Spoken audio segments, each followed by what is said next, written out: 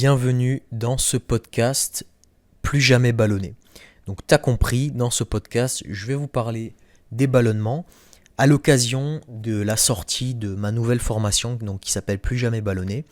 Donc une formation qui est orientée, qui s'adresse aux gens qui ont des ballonnements depuis des années et qui ne savent pas quoi faire pour s'en débarrasser.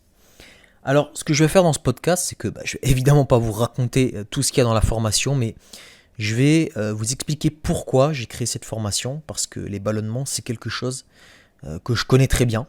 C'est quelque chose que j'ai enduré pendant pas mal d'années.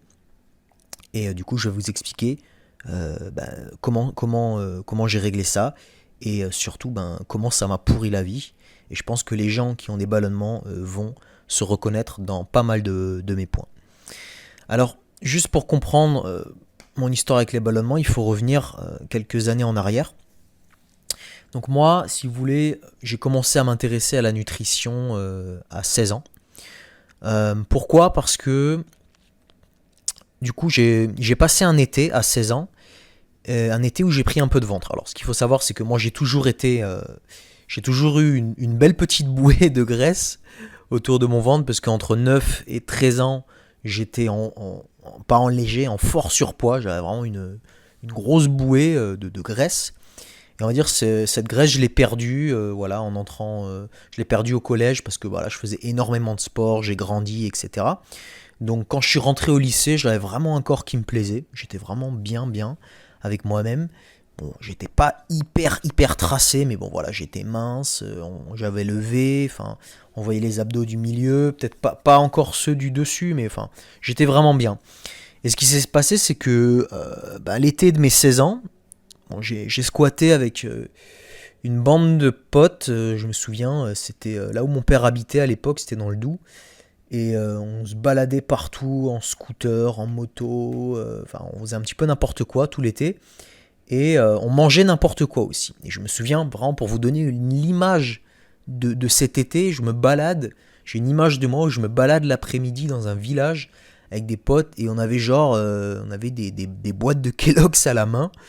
Et moi j'avais des lions et je bouffais ça à la main, à la croque. Et je pouvais me taper une boîte de Kellogg's en entier comme ça pendant une journée, pendant une après-midi. Donc c'est vous dire la merde que je m'envoyais à cette époque, c'était assez incroyable. Je sais même pas comment j'ai pas fini obèse. Mais bon, bref. Et du coup après cet été, j'étais pas gros parce que je faisais toujours beaucoup de sport, mais j'avais un petit bidou au-dessus de mes abdos qui me plaisait pas du tout.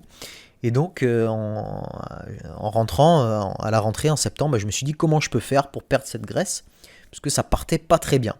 Alors, je suis tombé sur un bouquin à cette époque-là, et c'est le premier bouquin de nutrition que j'ai lu de ma vie.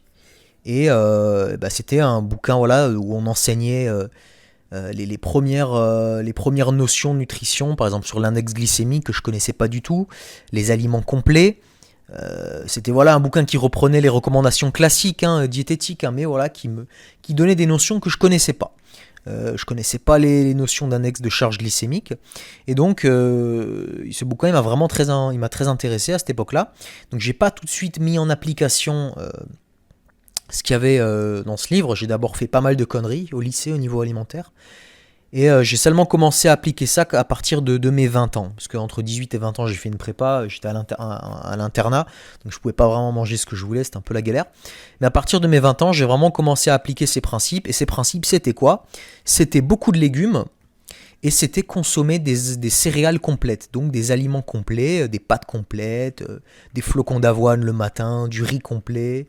Tout devait être complet en fait, pour justement ne pas créer ce pic glycémique qu'on a avec les aliments blancs, avec les pâtes blanches, avec le riz blanc.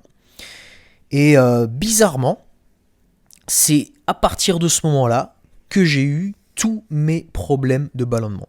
Avant, j'avais toujours une super digestion, jusqu'à 20 ans, je pouvais bouffer ce que je voulais. J'avais aucun problème de digestion. Et je l'ai compris que dans l'après-coup, ce qui allait pas. Et c'était cette histoire d'aliments complets. Moi, j'ai jamais mangé des aliments complets jusqu'à mes 18 ans. Chez nous, c'était toujours pâtes blanches, riz blanc, lasagne. Il n'y avait jamais d'aliments complets.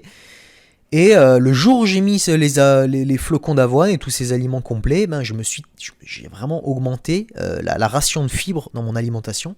Alors ce qui était bien, c'est que je prenais moins facilement du poids, mais du coup j'ai commencé à avoir un paquet de ballonnements. Et ça a commencé à me pourrir la vie, littéralement. De 20 à 25 ans, j'ai eu des ballonnements. Alors, pas des trucs de ouf, hein, pas des ventres de femmes enceintes et tout, mais tu vois, le petit ventre qui gonfle après tous les repas et qui met plusieurs heures pour se dégonfler. Franchement, c'est chiant, hein, pour ceux qui le vivent, c'est vraiment casse-couille. Le matin, ça va parce que tu manges pas trop, donc tu prends tes flocons d'avoine, etc. Tu mets des fruits secs, des oléagineux, donc ça va, tu manges pas trop. Mais putain, le midi et le soir, mais des fois je me retrouvais avec un ventre qui gonflait, et moi ça me faisait chier parce que je faisais du sport, donc il fallait que je mange. J'avais quand même un certain nombre de calories à atteindre, et j'avais pas envie de manger une petite assiette pour éviter que le ventre y gonfle. Alors le pire, c'était avant de partir aux soirées, quoi. Quand t'es étudiant, je me souviens, je me tapais des assiettes de pâtes complètes.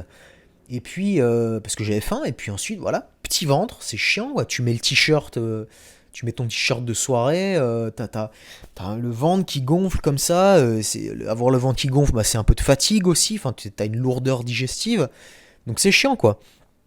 Et ça, je me suis tapé ça pendant des années, voilà, ça me pourrissait un petit peu la vie, et je regarde mes notes, hein, désolé.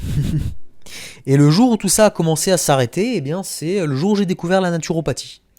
Le jour où j'ai découvert la naturopathie, j'ai commencé à appliquer le jeûne intermittent, donc j'ai arrêté de manger le matin. Et là, tout de suite, ça allait mieux. Mais ça allait mieux pas parce que je mangeais autrement, ça allait mieux parce que je mangeais de la merde, je mangeais mal. Et je mangeais mal, et moi, toute ma vie, je pensais que je mangeais bien. Je suivais les directives diététiques conseillées par le PNNS, hein, donc beaucoup de légumes, des céréales complètes, des protéines animales. Mais non, les ballonnements étaient toujours là, et il n'y avait rien à faire, ça ne s'en allait pas. Et du coup, les ballonnements se sont calmés la première fois que j'ai fait le jeûne intermittent.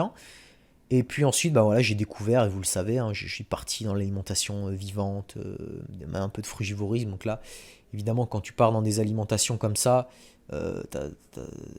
des fois ça s'aggrave, des fois c'est mieux, mais bon, globalement, j'ai toujours eu le ventre gonflé. Et tout ça s'est arrêté d'un coup le jour où je suis passé en cétogène. Et en cétogène carné, à dominante animale. Voilà. Donc, petit podcast pour vous expliquer que moi, les ballonnements, je connais. J'ai eu ça pendant des années. Je sais à quel point c'est chiant. Ça pourrit la vie. Tous les repas, avoir le ventre qui gonfle, c'est pas normal. On est censé manger. Ok, je te dis pas qu'après ton repas, tu peux aller courir un marathon tout de suite. C'est pas ça que je te dis. Mais si, après chaque repas, t'as le ventre qui gonfle, t'as besoin de te poser sur le canapé pour digérer, il y a un souci. Et même si on nous conseille, et c'est sur des alimentations qu'on nous conseille en plus, qu'on nous conseille de façon étatique. Donc il y a un problème là-dedans, et c'est ce que j'explicite dans ma formation. J'explicite de A à Z pourquoi on a des ballonnements. En réalité, c'est assez facile à comprendre. Et une fois que tu comprends ça, c'est fini. C'est fini, parce que tu sais exactement ce qui favorise les ballonnements. Et une fois que tu sais ce qui favorise les ballonnements, en premier, t'enlèves tous les aliments qui te favorisent les ballonnements. Et ensuite, petit à petit, tu les réintègres avec modération. Mais voilà, moi, j'étais dans l'erreur à ce moment-là, toutes ces années. Je pensais que j'avais la meilleure alimentation du monde. Et bien, force est de constater que le corps te dit si tu as la bonne alimentation ou pas. C'est extrêmement simple. Si tu te sens bien dans ton corps, si tu te sens bien après tous les repas, c'est que c'est bon. Si tu as le ventre qui gonfle après tous les repas, c'est qu'il y a quelque chose qui ne va pas. Donc voilà, si ça t'intéresse d'en savoir plus, je te mets le lien vers ma formation en description de la vidéo. Et puis pour tous ceux qui ont réussi à se libérer des ballonnements, n'hésitez pas à le dire en commentaire. Nous faire part de.